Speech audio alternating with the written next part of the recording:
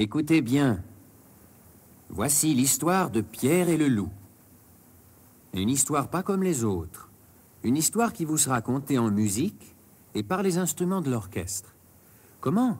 Bien, c'est très simple. Chaque personnage de l'histoire sera représenté par un instrument différent qui jouera une petite phrase musicale facile à retenir. Ainsi, vous pourrez reconnaître sans peine l'oiseau, le canard, le chat, le grand-père, les chasseurs et naturellement Pierre et le loup. Essayons. Par exemple, l'oiseau, ami de Pierre, ce sera la flûte légère et gazouillante.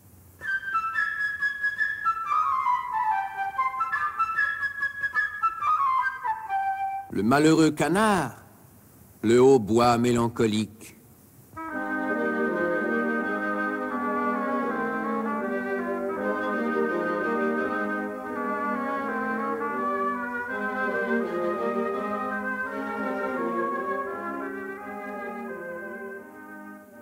Et le chat aux pattes de velours, la douce clarinette.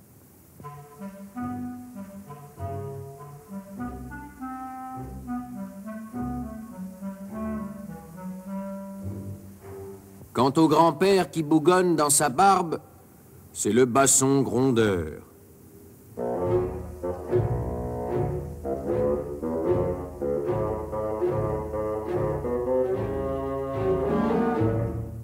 Et à la fin, les chasseurs tireront des coups de fusil. Vous entendrez alors les timbales et la grosse caisse.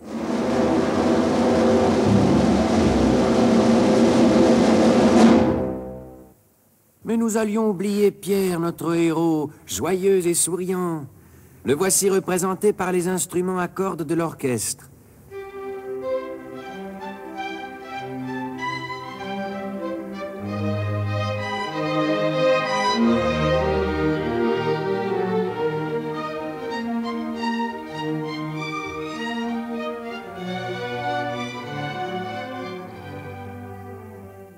Et enfin, le grand loup gris qui sort du bois. Écoutez les trois corps sévères et sombres.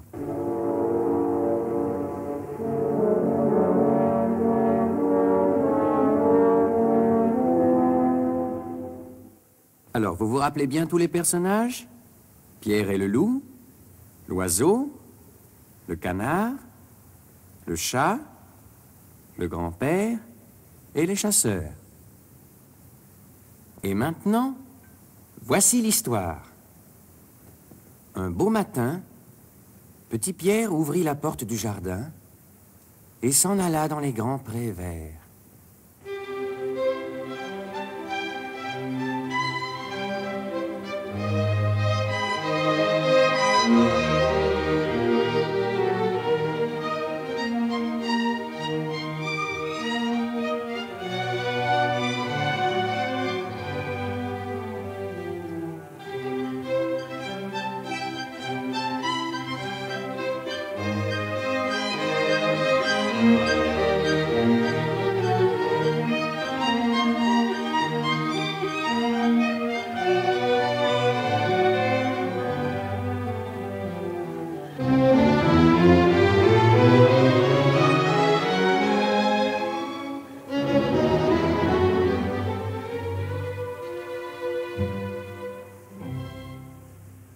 Sur la plus haute branche d'un grand arbre était perché un petit oiseau ami de Pierre. « Tout est calme ici » gazouillait-il gaiement.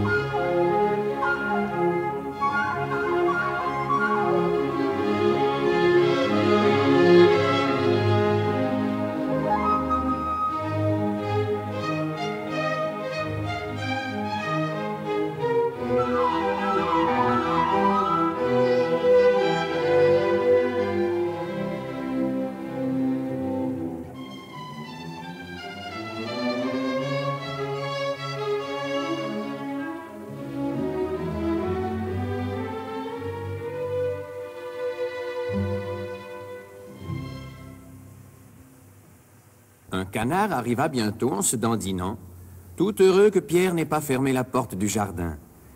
Il en profita pour aller faire un plongeon dans la mare, au milieu du pré.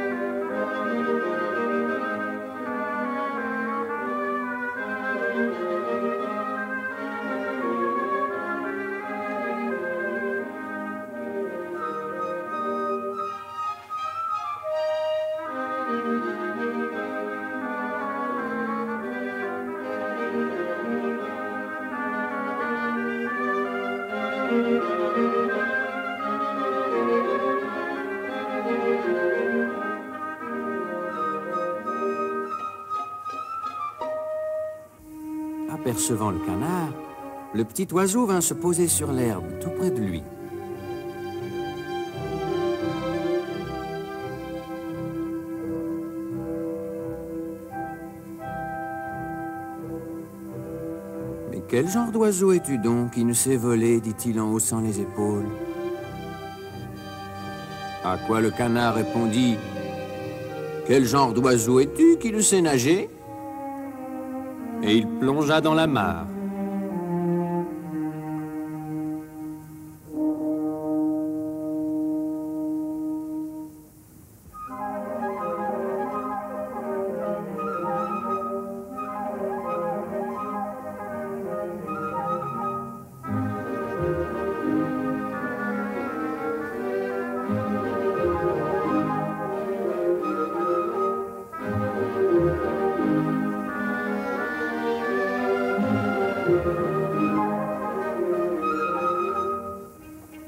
Ils discutèrent longtemps, le canard nageant dans la mare, le petit oiseau voltigeant au bord.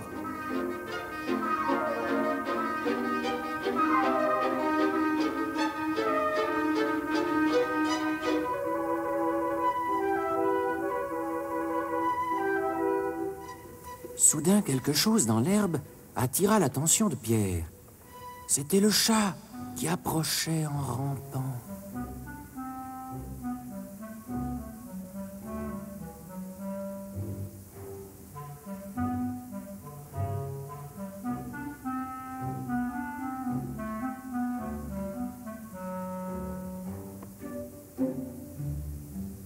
Le chat se disait: « L'oiseau est occupé à discuter, je vais en faire mon déjeuner. » Et comme un voleur, il avançait sur ses pattes de velours.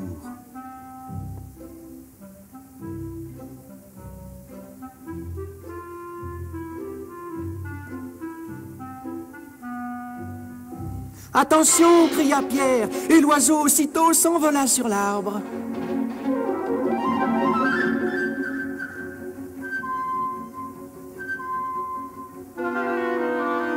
Tandis qu'au milieu de la mare, le canard lançait au chat des coins-coins indignés.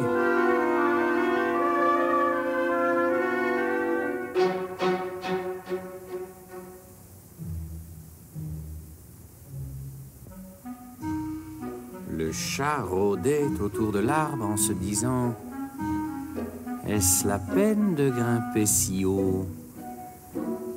Quand j'arriverai, l'oiseau se sera envolé. »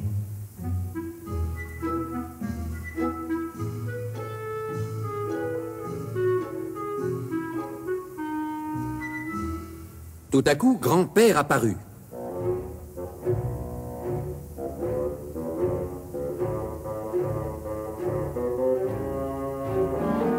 Il était mécontent de voir que Pierre était allé dans le pré. « L'endroit est dangereux. Si un loup sortait de la forêt, que ferais-tu » ?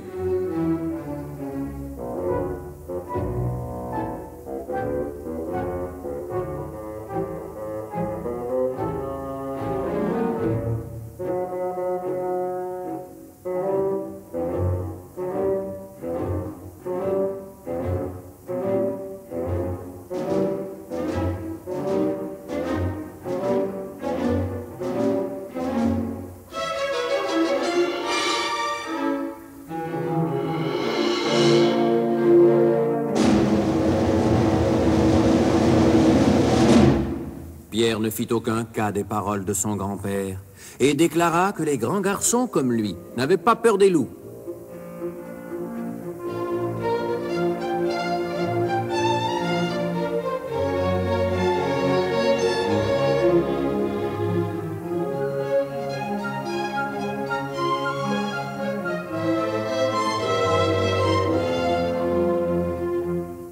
Mais grand-père prit Pierre par la main, l'emmena à la maison et ferma à clé la porte du jardin.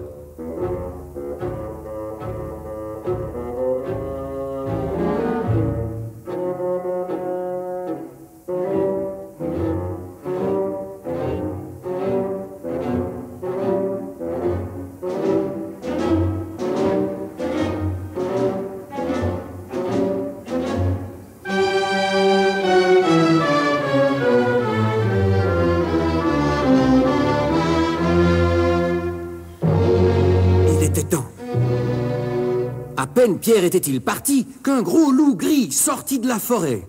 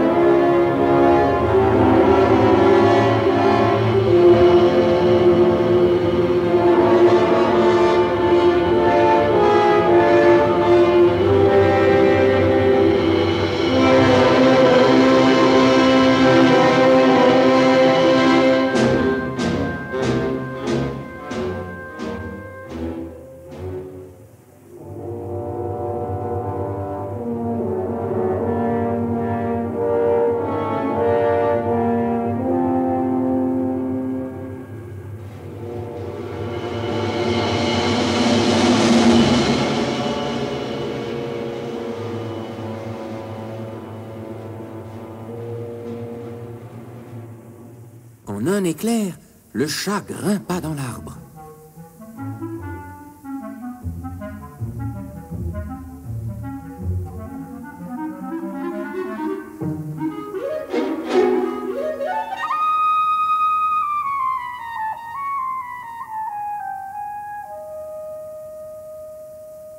Le canard se précipita hors de la mare en caquetant.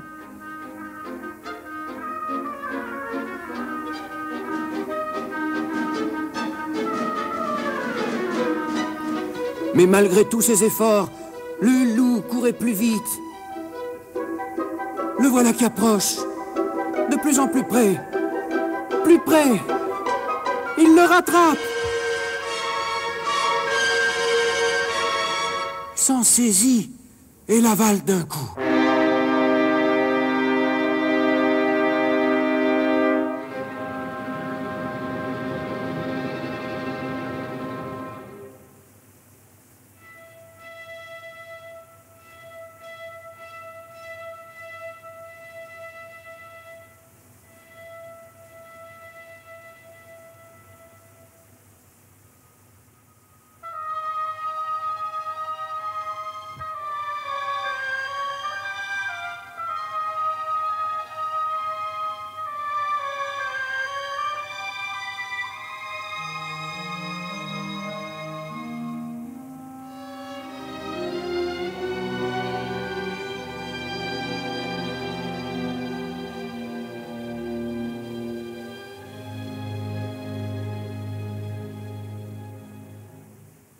Et maintenant, voici où en étaient les choses.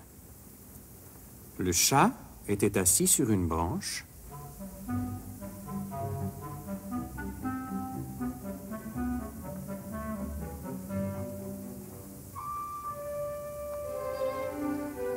L'oiseau sur une autre. À bonne distance du chat, bien sûr.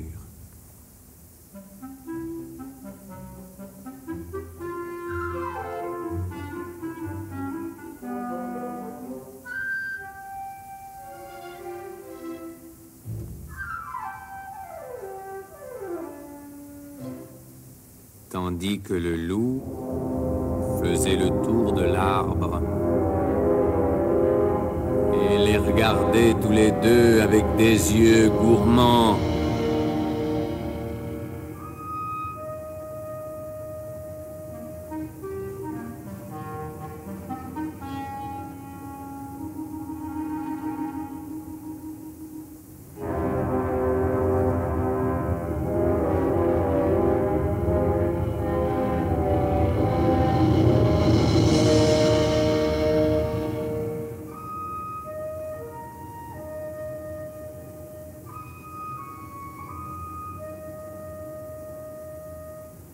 Pendant ce temps, derrière la porte du jardin, Pierre observait ce qui se passait, sans la moindre frayeur.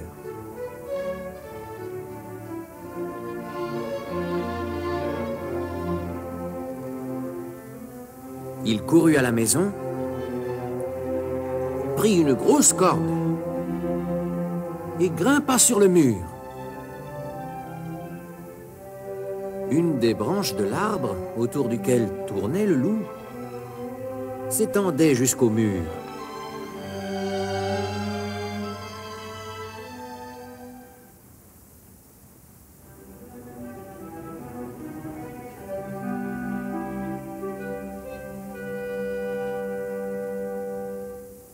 Pierre s'empara de la branche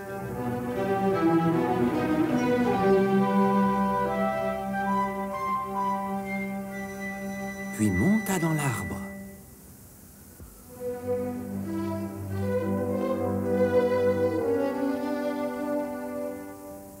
Pierre dit alors à l'oiseau, « Va voltiger autour de la gueule du loup, mais prends garde qu'il ne t'attrape. »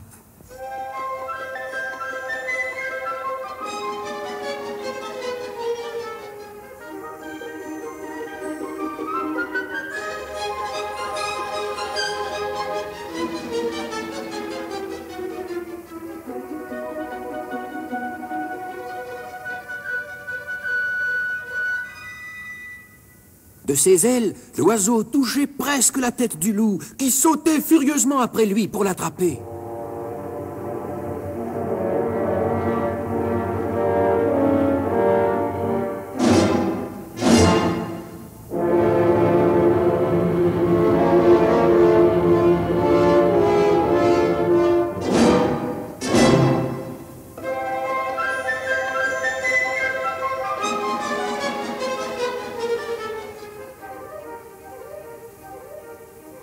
Oh, que l'oiseau agaçait le loup, et que le loup avait envie de l'attraper.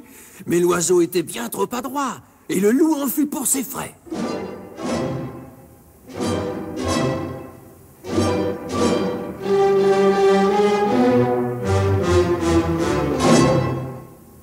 Pendant ce temps, Pierre fit à la corde un nœud coulant et le descendit tout doucement.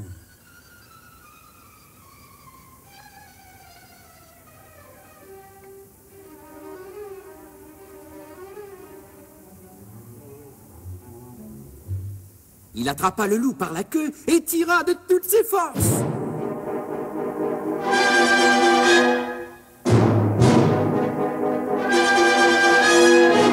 Le loup, se sentant pris, se mit à faire des bonds sauvages pour essayer de se libérer.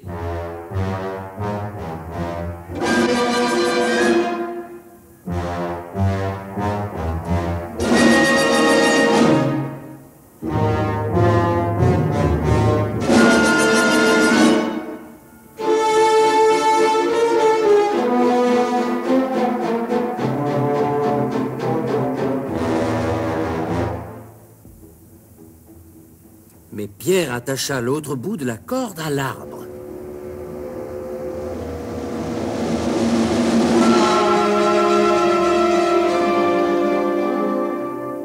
Et les bonds que faisait le loup ne firent que resserrer le nœud coulant.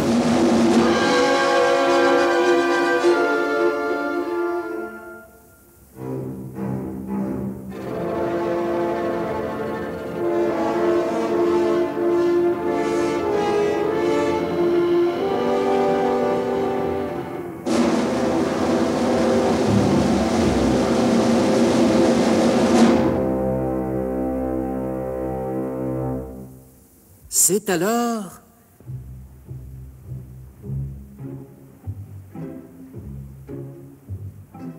C'est alors que les chasseurs sortirent de la forêt.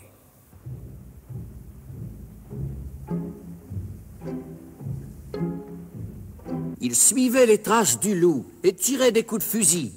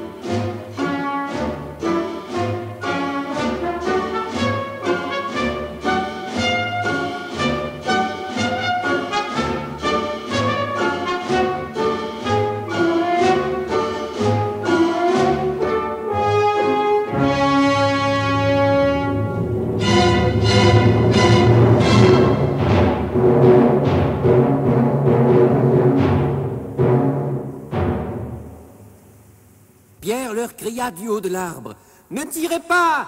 Petit oiseau et moi, nous avons déjà attrapé le loup. Aidez-nous à l'emmener au jardin zoologique. »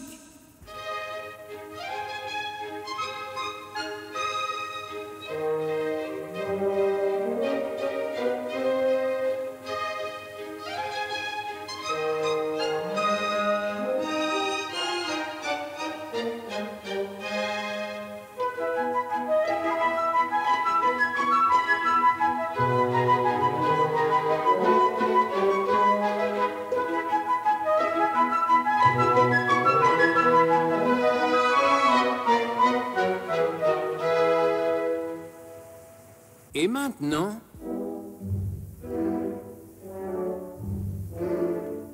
imaginez la marche triomphale.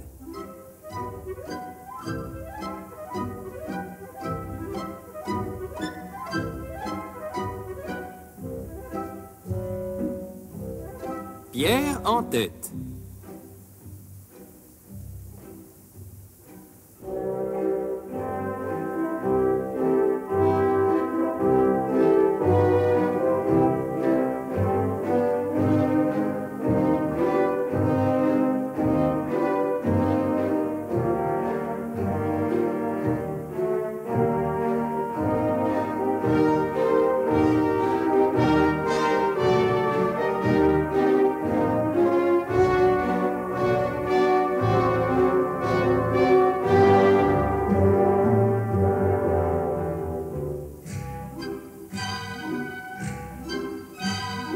Derrière lui, les chasseurs traînant le loup.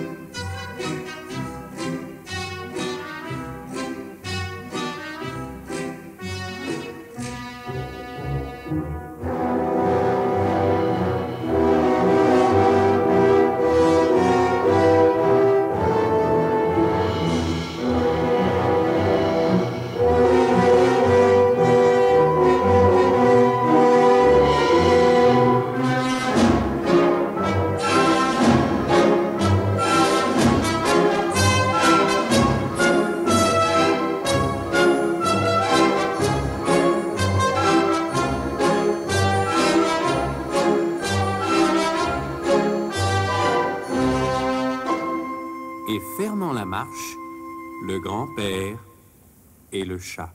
Le grand-père, mécontent, hochait la tête en disant « Ouais, et si Pierre n'avait pas attrapé le loup, que serait-il arrivé ?»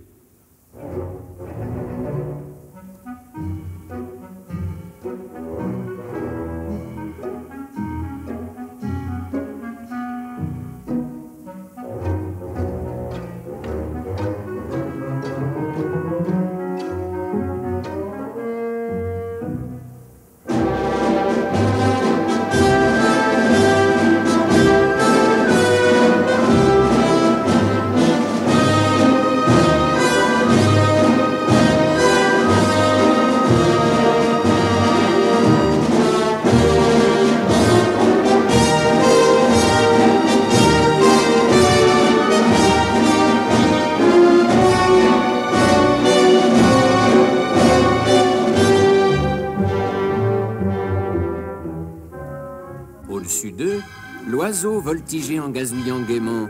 Comme nous sommes braves, Pierre et moi, regardez ce que nous avons attrapé.